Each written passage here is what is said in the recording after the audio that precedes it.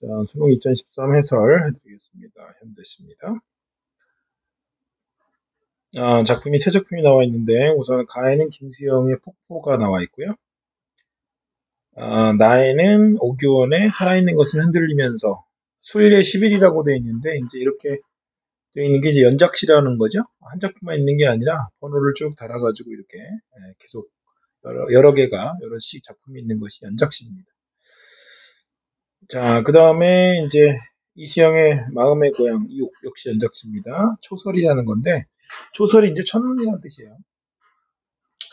자, 문제는 몇 문제 나와 있냐면 네 문제가 나와 있는데 이런 경우에 이제 우리가 현대시를 풀 때 순서대로 풀어야 되느냐? 문학을 여러분 이제 문학이 지금 현재 수능에서 17문제가 나오는데 문학은 빨리 풀어야 돼요. 다 맞는 게 중요한 게 아니고 빨리 풀어야 되기 때문에 우리가 빨리 풀 수 있는 방법을 강구해야 된다.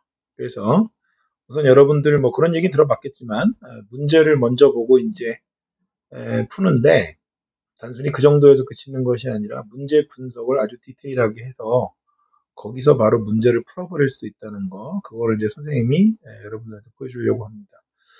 우선은 이렇게 작품이 32번처럼 이렇게 세 작품에서 공통점 문제를 나온 거는 실력이 쌓여지면은 물론 먼저 풀 수 있습니다. 그런데 가급적이면 후순위로 푸는 것이 좋다.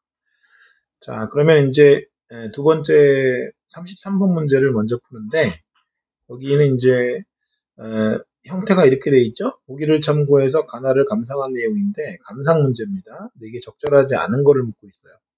이런 문제는 대체로 보기를 잘 보게 되면 우리가 여기서 충분히 답을 찾아낼 수가 있습니다.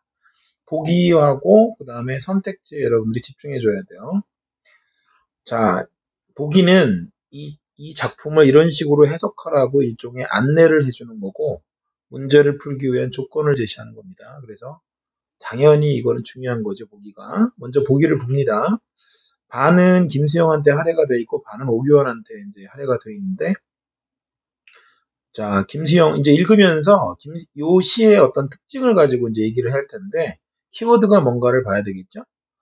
김수영은 한때 자유를 이상으로 내세우면서 생활인으로서의 자신을 뛰어넘으려고 했고 오규원은 순례 연작시에서 생성과 변화를 중시하면서 사물에 대한 고정된 인식이나 관념에서 탈피하려고 했다. 여러분들한테 좀 어려운 말인데 어쨌든 김수영한테는 뭐가 중요하다는 거예요? 이 자유라는 이 키워드가 되게 중요하다는 얘기죠. 오규환한테도 자유가 있네요. 그래서 둘의 공통점은 뭐냐면 자유다. 이렇게 봐야 되고. 자, 이와 관련해서 김수영은 위대성에 주목하면서 대상의 숭고한 면이나 뛰어난 점을 발견하려고 했다. 이렇게 돼 있어요. 대상이 근데 여기서 제목이 가작품은 폭포기 때문에 당연히 시적 대상은 폭포가 되는데 그러면 대상의 숭고한 면이나 뛰어난 점을 발견한다는 것은 폭포를 어떻게 그리고 있다는 거예요? 숭고한 대상이라든가 아니면 뛰어난 대상으로 보고 있다는 얘기입니다. 그리고 오규환은 구체적 언어에 주목해서 대상의 동적 이미지와 몸의 이미지를 포착하려고 했다. 이렇게 돼 있어요. 오케이? 동적 이미지, 그 다음에 몸의 이미지인데 이런 건 좀 어렵다. 안 들어오지 머리에, 그지? 괜찮아요. 자, 이제 선택지 한번 보겠습니다. 1번 가에 대해서 나와 있습니다. 가의 구매한 정신처럼에서는 생활인으로서의 시인이 지녔던 고뇌와 대비되는 대상의 위대성을 느낄 수 있다. 이렇게 되어 있습니다. 고매한 정신처럼 이게 나와 있는데 이것이 대상의 위대성과 관계가 있다는 얘기인데 이 대상이 뭐라 그랬어? 폭포지, 폭포. 폭포를 아까 보기에서는 어떻습니까? 대상의 숭고한 면이나 뛰어난 점이라고 했기 때문에 폭포를 긍정적으로 그리고 있다는 걸 알 수가 있어요. 그리고 시인은 당연히 고뇌가 있겠죠. 그래서 이 고매한 정신처럼은 폭포를 갖다가 이렇게 비유한 거기 때문에 당연히 답일 겁니다. 참일 겁니다. 이거는. 그죠?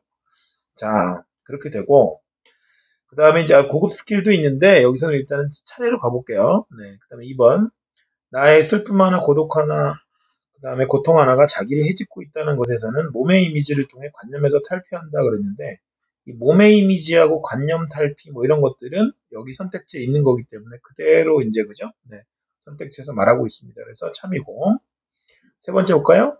가의 소리와 나의 바람은 자유의 의미와 대비되는 소재들로서 화자는 이에 부정적 의미를 부여하고 있다 이렇게 되어 있습니다. 자, 이제 왔어요. 여기 소리가 여러분 누구의 소리일까요? 이건 아무래도 폭포의 소리겠지, 그지? 그건 여러분들이 확인하는 게 어렵지 않잖아. 그런데 이 소리가 뭐라 그랬어? 화자는 이에 부정적 의미를 부여하고 있대. 이러면 좀 이상하지 않아? 폭포는 당연히 긍정적인 건데, 이 보기에 의하면. 그럼 폭포가 긍정적이면 폭포의 소리도 긍정적인 거 아닙니까? 그렇죠? 그런데 폭포의 소리에 부정적 의미를 부여했다 그러면 이상한 얘기죠. 그래서 이거 틀렸습니다. 그래서 답이 3번이라는 걸 알 수가 있어요. 쉬운 문제입니다. 이게 알고 보면. 여러분들이 이런 거를 보고 이게 3점짜리라고 해서 어려울 것이라고 생각할 필요가 없습니다. 대체로 적절하지 않은 것은 이렇게 이걸 이제 보기에 따른 감상이라고 선생님이 이름을 붙였는데 이 유형의 작품들은 굉장히 많이 나와요. 많이 나오는데 실제로는 그렇게 어려운 문제가 아니라는 걸 여러분들이 아셔야 됩니다. 차츰 보여드릴게요, 이거를. 그 다음에 이제 4번 같은 경우에는 가에 비해 나의 화자는 흔들리는 현상을 바탕으로 자신을 대상과 동일시한다. 시는 여러분 다 사람을 위해서 쓰는 거고 사람에 대해 쓰는 거란 말이야. 그럼 살아있는 것이 흔들린다라고 했을 때 이 살아있는 것 중에는 물론 인간도 포함되어 있는 거죠. 사람들이 여러분 다 살면서 다 어떤 고통을 느끼잖아요. 그리고 흔들린다고 그러지 그런 것들을. 그러니까 당연히 여기서 이제 여기 나와 있는 어떤 뭐 줄기, 잎 이런 거 나오지만 뭐 또 식물의 어떤 이미지 이런 것도 나오지만 어쨌든 그것은 사람에 대한 얘기를 하는 것이고 사람에 빗댄 것이지 사람을 그죠 거기에 빗댄 것이지 뭐 다른 얘기를 하려고 그러는 게 아닙니다. 그 대상 자체 얘기를 하려고 그러는 게 아니라 인간의 삶과 관련된 대상을 말하려고 하는 것이다. 이걸 여러분들 알아야 됩니다. 이거 참이겠죠? 그 다음에 가의 대상이 지닌 숭고한 면모와 나의 대상이 지닌 동적인 속성은 자유와 관련해서 의미를 해석할 수 있다 그랬는데 여기 보기에서도 봤듯이 우리가 자유가 키워드잖아요. 그죠? 그래서 이거는 참이라는 걸 알 수가 있다. 됐죠? 네, 다음 문제 가겠습니다. 자, 이제 다를 한번 볼게요. 다는 이제 감상 문제라고 합니다. 이런 것들을 다를 이해한 내용으로 적절하지 않은 것 그랬는데 제목이 여러분 사실 시에서 굉장히 중요한 거예요. 거의 50%에 가까운 건데 여기 지금 보면 마음의 고향이라고 돼 있어. 근데 여러분 왜 제목을 마음의 고향이라고 붙였을 것 같아? 만약에 현실의 고향이 있다. 찾아갈 수 있는 고향이 있어. 그렇게 되면 마음의 고향이라는 표현은 굳이 쓸 필요가 없겠죠. 그러니까 이거 자체가 말해주는 거는 지금 고향이 뭐예요? 없다는 거예요. 내가 그리워하는 고향이 지금은 사라졌다. 이게 시의 어떤 흔한 소재입니다. 자, 그래서 선택지를 하나씩 보면 1번 같은 경우에 고향에서의 삶과 관련된 소재들을 열거했다 그랬습니다. 아무래도 열거만 돼 있으면 되잖아, 이거는. 다른 거는 뭐 고향에 대해서 썼는데 당연히 참이겠지, 그지? 그거 한 가지만 얘기했겠어, 몇 가지 얘기했겠지. 그래서 이거는 참일 가능성이 매우 높다. 자, 그 다음에 두 번째, 감각적 심상을 활용해서 화자의 정서를 드러냈다 그랬는데, 이게 무슨 말인지 알아야 돼, 감각적 심상이라는 말이. 원래 여러분 감각은 5가지가 있어요, 그죠? 네, 시각부터 시작해가지고 5가지 감각이 있는데, 시각은 모든 시에 다 있는 감각입니다. 잘 생각해 보세요, 여러분. 시각이 없는 시는 있을 수가 없어요. 따라서 시각만 있는데 무조건 이거를 감각적 심상이라고 그러면 안 되겠죠? 그래서 시각 외에 플러스 다른 감각이 하나 더 있을 때 시각 외에 다른 감각이 하나 더 있으면은 그거를 감각적 심상이라고 하는 것이다. 알겠습니까? 그래서 감각적 심상을 활용했다라고 하는 거는 시각 외에 뭐 청각이든 후각이든 다른 감각이 하나만 더 있으면 오케이 통과가 되는 겁니다. 자, 화자의 정서 드러내는 거는 다 있는 거지 뭐 이거는 그죠? 그래서 이거는 참일 거예요. 고향에 대한 얘기를 하면서 여러분 시각밖에 없겠습니까? 당연히 다른 감각도 있겠지. 3번 볼게요. 고향의 특정 인물에 대한 기억을 떠올린다. 이것도 그럴 수 있지 뭐 그죠? 나한테 잘해줬던 이웃집 누나 이런 거 생각할 수 있잖아. 항상 그렇잖아요. 우리가 그리워한다는 건 공간만 그리워하는 게 아니라 그 공간에 있던 사람을 그리워하는 거지, 그지? 예, 그래서 당연히 이거는 참일 텐데 오른쪽이 중요해. 시상을 반전시켰다 이게 되게 중요하거든요. 시상을 반전시켰다. 시상을 반전시켰다 그러면 어떻게 되는 거야? 그러면은 이전까지 있었던 어떤 그죠? 화자의 정서라든가 태도가 어떻게 된 거야? 화자의 정서하고 태도가 어떻게 돼요? 달라지는 거예요. 극적으로 달라지는 게 반전이야. 알겠어? 그러니까 이전까지 그리워했는데 뭐 반대였던 그죠? 상반된 태도를 갖는다거나 그런 건데 시라고 하는 건 여러분 사진과 마찬가지거든. 어느 날 문득 이렇게 뭔가를 딱 떠올렸을 때 그것에 대한 정서 그런 것들을 갖다 담아내는 거란 말이죠. 아주 찰나의 순간 뭐 이런 거라고 이제 비유할 수가 있습니다. 소설이 영화와 같은 것이라면 시는 뭐와 같은 것이다? 사실과 같은 것이다. 이렇게 볼 수가 있어요. 그래서 시상의 반전이라고 하는 거는 사실은 고향을 그리워하다가 고향을 싫어하고 막 그러나? 이상하잖아. 그죠? 그래서 이거는 있을 가능성이 매우 낮고 이거는 답일 거야. 이렇게 예측할 수가 있습니다. 네 번째 볼게요. 고향을 떠나올 때 장면으로 시상을 마무리하면서 시적 여운을 남기고 있다 그랬는데 요거는 시상을 마무리했다 그랬으니까 시의 어디를 보면 돼? 마지막 부분 보면 되지. 그지? 그리고 시적 여운을 남겼다라고 했는데 시적 여운은 굳이 여러분 확인할 필요가 없습니다. 왜냐하면 모든 시는 다 여운이 있어요. 어떤 형태로 끝나든지 간에. 그래서 이런 거는 여러분 수능이라고 하는 게 객관식으로 출제가 되는 거기 때문에 이런 절대적 한계가 있어. 너무나 당연한 얘기를 계속 할 수밖에 없는 거야. 틀리지 않게 만들기 위해서. 자, 5번 보겠습니다. 고향에 대한 상실감을 내세웠다. 아까 선생님이 뭐라 그랬니? 고향이 지금 있다 없다? 없다. 알겠어? 그래서 고향에 대한 상실감은 당연히 있는 거고 고향에 대한 화자의 그리움을 담아내고 있다. 당연히 참이다. 이렇게 해서 풀면 되겠습니다. 됐죠? 자, 그 다음에 이제 35번 가겠습니다. 여러분 이제 이거는 그 시어를 갖다가 이제 보통 긍정, 부정 이런 식으로 나누고 그 다음에 긍정, 부정으로 안 되는 거는 좀 더 디테일하게 들어가면 되는데 이 기억 같은 경우에 지금 폭포의 낙하가 지닌 항상성을 나타냈다 그랬잖아요. 근데 여러분들이 이제 이 항상성 이런 단어들을 몰라가지고 틀리는 경우가 있어. 그러니까 어휘 정리는 여러분 반드시 해야 됩니다. 어떤 식으로 하냐? 어휘를 여러분 새로운 어휘를 접할 때마다 수첩에다 적어서 갖고 다니면서 여러분 짜투리 시간 이용해서 그런 거 봐야 돼. 그런 성의가 없으면 여러분 좋은 학교 못 가요. 알겠습니까? 그래서 여기서 지금 보면 이 항상성이라고 하는 거는 항상이 느리잖아. 그러니까 폭포의 낙하가 지닌 항상성을 나타낸다 그랬는데 폭포가 그럼 뭐 떨어지다가 안 떨어지니? 그럼 물이 뭐 말라버려? 가뭄 들었어? 그런 게 아니지. 폭포는 항상 그대로란 말이죠. 계속된단 말이에요. 그래서 기억이 말이죠. 폭포가 지닌 항상성을 나타낸다. 이게 답이야. 너무나 당연한 거예요. 이거. 알겠습니까? 자, 그래서 그 부분이 뭔가 잠깐 체크할게요. 아까 그 기억이 뭐냐면 계절과 주야를 가리지 않고 그랬잖아. 계절과 주야를 가리자. 계절 주야는 뭐야? 밤낮이지.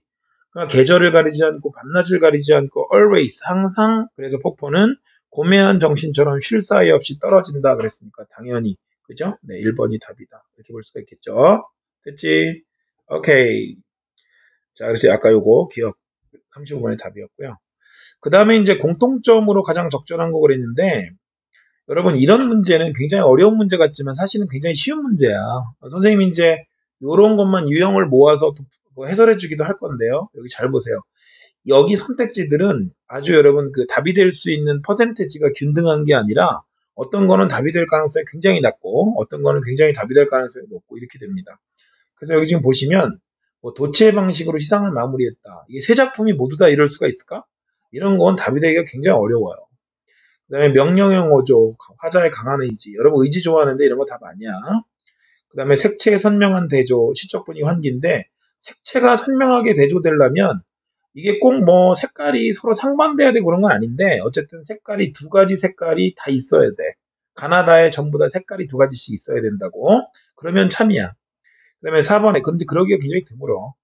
4번에 영단법을 사용해서 화자의 고조된 감정을 나타낸다 그랬는데 여러분 화자가 고조된 감정 이런 것 같은 경우는 또 답이 되기가 어려운 게 시 중에서 어떤 것이 좀 깨달음에 관계된 시를 썼다 그렇게 되면 그거는 굉장히 여러분 차분해. 화자가 좀 이성적으로 차분한 상태에서 시를 쓰는 거기 때문에 감정이 고조되지 않습니다. 그래서 이런 경우에 이 깨달음과 관계된 것들 있잖아요. 그죠? 네, 뭐 특히나 나시 같은 경우에 뭐 살아있는 것은 흔들린다 그랬는데 이런 거 다 깨달음 아니니 그지?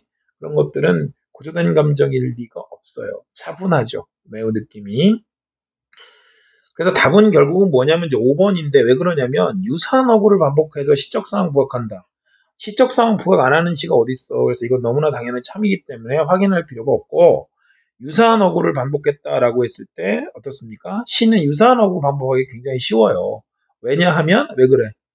아니 시는 리듬이 필요한 거잖아. 운율이. 그러니까 여기 지금 뭐 뭐뭐도 없이 떨어진다. 그죠? 네, 뭐뭐도 없이 떨어진다. 없이 떨어진다. 이런 것들 계속 있어. 고든 소리는 소리다. 고든 소리는 고든 소리를 부른다. 그래서 유사한 어구가 있을 수밖에 없다고. 다른 것도 한번 볼까? 자, 나도 보면은 여러분 어때요? 나도 보면은 여기에 들판의 슬픔 하나, 들판의 고독 하나, 들판의 고통 하나 여기 있습니다. 그 다음에 또 어디 있을까? 또 보면은 여기서 내 마음의 고향은 이제 뭐뭐에 있지 아니하고 이렇게 돼 있고 내 마음의 고향은 이제 뭐뭐에 있지 아니하다 이런 식으로 돼 있어. 이런 걸 뭐라 그래? 통사구조의 반복이라고 그래. 통사구조의 반복. 그치? 네. 그렇게 해서 답은 뭐가 된다? 답은 5번이 된다. 유사한 어구가 된다 이거죠. 앞으로 선생님이 여러분들 이제 선생님 강의를 들으면서 뭘 깨우쳐야 돼요? 이 문학이라고 하는 것은 시라고 하는 것이 그렇게 시 작품을 100% 해석해야지만 풀 수 있는 것이 아니라 문제 분석을 잘해서 여러분들이 거기에서 필요한 것들, 필요한 정보들과 예측력 이런 것들을 길러야 된다는 거. 그래서 선생님이 그걸 길러줄 거니까 잘 그죠? 따라오시기 바랍니다. 수고했습니다.